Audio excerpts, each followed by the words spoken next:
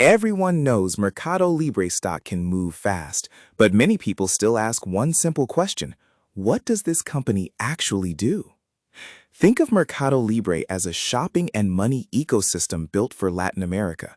It started as an online marketplace, basically a digital mall where sellers list products, buyers shop, and Mercado Libre adds trust, payments, and safety.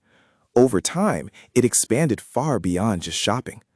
The company runs Mercado Pago, a digital wallet and payments app.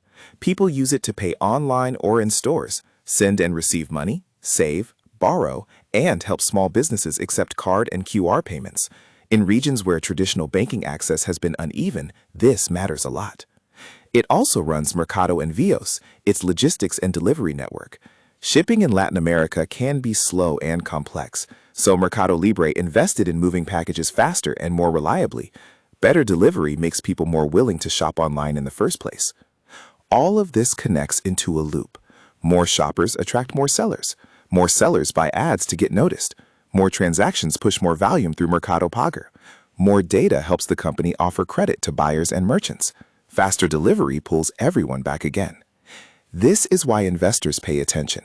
In its latest quarter, net revenue and financial income reached $8.8 billion, up 49% year over year. Mercado Pago reached 83 million monthly active users.